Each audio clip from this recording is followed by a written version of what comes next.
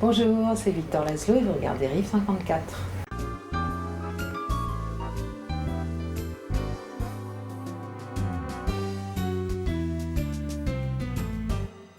Voilà, aujourd'hui nous sommes en compagnie de Victor Laszlo pour son roman Les Tremblements Essentiels chez Albin Michel.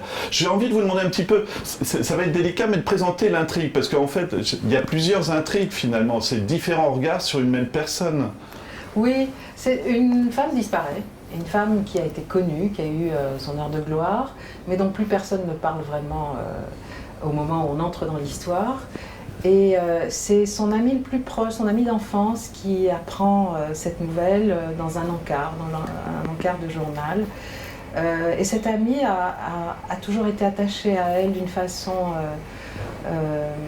totale, définitive. C'est l'amour de sa vie.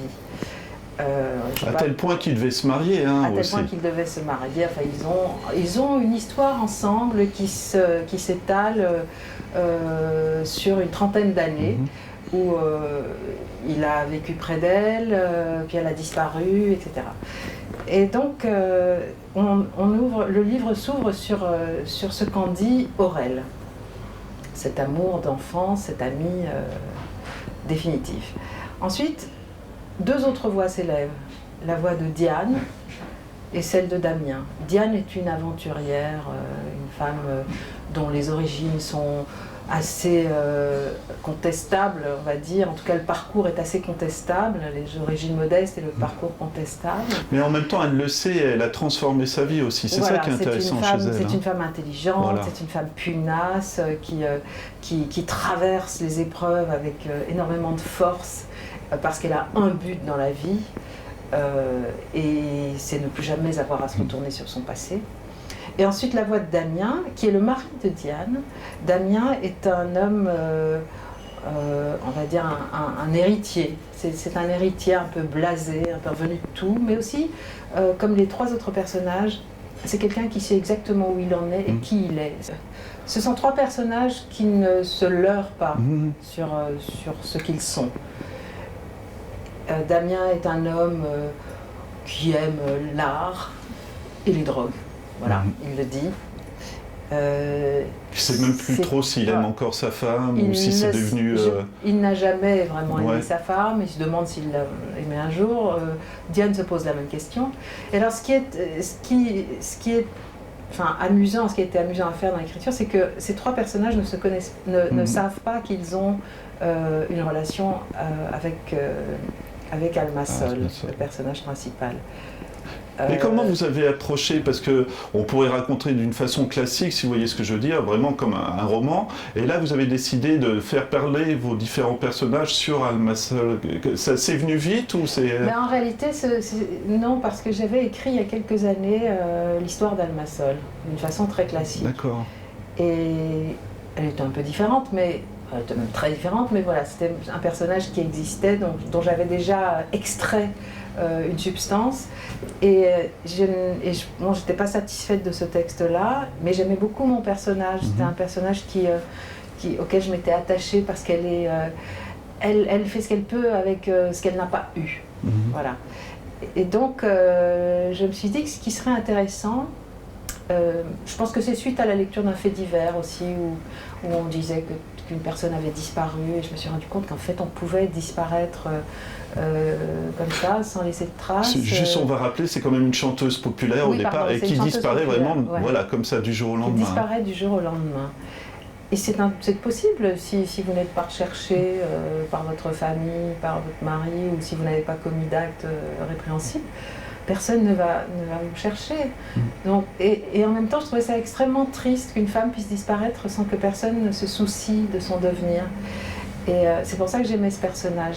Parce que c'était à la fois une enfant gâtée qui avait vécu dans la facilité, une certaine forme de luxe, de facilité, mais qui s'était construite sur un mensonge, et qui ne savait pas réellement qui elle était, qui était à la recherche de son identité, mais qui s'est mise à rechercher son identité un petit peu après, quand les choses se sont détériorées pour elle. quand le métier... Mais est-ce qu'elle a agi, d'après vous, parce qu'elle le voulait ou parce que justement il y avait tellement le poids de son passé et de ce qu'elle était maintenant devenue une vedette et que peut-être c'est ce qu'il lui fallait pas comment vous Je crois que quand on grandit, quand on vieillit, on a besoin de manière de façon de plus en plus absolue de savoir un certain nombre de choses, de comprendre un certain nombre de choses, parce qu'on ne peut plus se contenter de mensonges, de pis-aller, d'histoires comme ça. On ne peut plus se contenter de traverser l'existence en prenant ce qu'il y a de bon et en fermant les yeux sur ce qu'on ne veut pas voir. Donc voilà, elle en est là. Et c'est pour ça, et aussi parce que le rapport qu'elle a avec sa mère, qui est donc à l'origine de ce mensonge, est tellement... c'est tellement déterioré, et d'ailleurs, bon, enfin, je ne vais pas vous raconter ça, hein. C'est tellement déterioré qu'il faut absolument qu'elle sache pourquoi elle en est arrivée là. Et j'ai l'impression, en lisant votre livre, que vous avez pris plaisir à définir chacun des personnages, finalement. Ils ont tous une personnalité différente, et c'est Alma, en fait, le point central qui les relie tous, comme vous l'avez expliqué.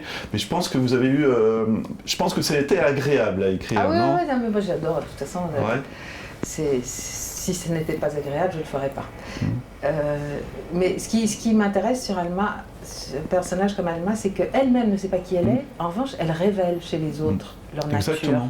C'est vraiment un révélateur, ce genre de personne. Ça nous arrive de rencontrer des gens comme ça qui arrivent à sortir de vous ce que vous êtes fondamentalement et intrinsèquement. Et sans le vouloir aussi. Sans le vouloir. Parce qu'en plus, elle fait des choses malgré elle, et puis après, elle se barre parce qu'elle ne peut pas assumer, puisque elle-même, elle n'est pas solide. Est-ce que vous diriez que c'est aussi un travail sur la vision de l'amour ? Il y a différentes approches. Aurel, c'est sans doute peut-être le plus honnête. Diane, sans trop en dévoiler, c'est une bouée aussi quelque part pour elle. Et Damien, c'est une surprise peut-être que c'est une histoire d'amour, puisque elle fait naître l'amour chez les gens. Mais les gens aiment avec leurs capacités, aiment avec leurs moyens. Damien aime avec ce qu'il peut. C'est un homme qui est tellement égoïste, qui est tellement... qui se regarde tellement exister que s'extraire de lui-même pour donner, pour aimer, c'est quelque chose d'assez improbable. Donc il aime, oui, pour lui, il dit à un moment qu'elle fait naître en lui l'homme, le frère, le mari, l'amant, tout ce qu'il ne pensait jamais être. Diane, elle révèle son homosexualité latente. C'est peut-être celle qui va la faire réagir aussi, non, vous diriez ou pas ? Oui, son empathie énorme. Et Aurel, comme il est là depuis le début, c'est l'homme solide. C'est l'homme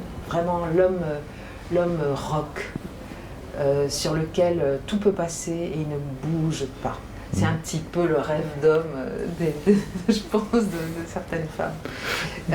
Effectivement, c'est Diane qui a été aussi une bombe. On ne va pas le dire, mais le titre vient de la relation qu'elle a avec Diane aussi, quelque part. Oui, absolument. Parce que la relation qu'elle a avec Diane sera la plus violente.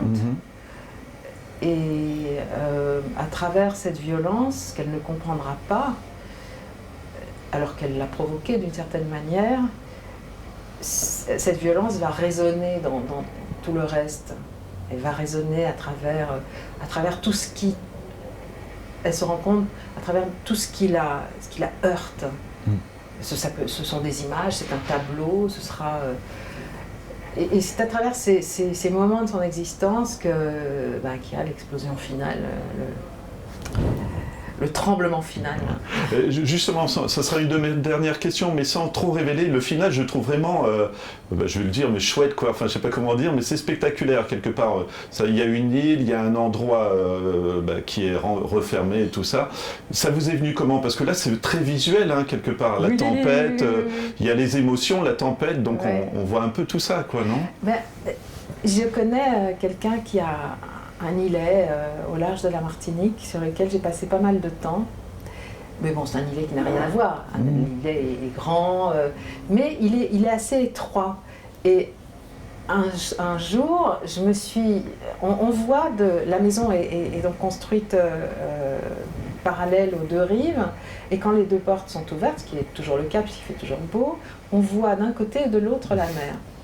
Et mon imagination a fait que je me suis dit que si un jour il y avait un courant, deux courants contraires et une vague scélérate, et ben, tout ça pouvait partir. Et c'est de là est venue cette envie de faire noyer ce bout cette fin de terre, comme ça, ce bout de terre par un océan déchaîné.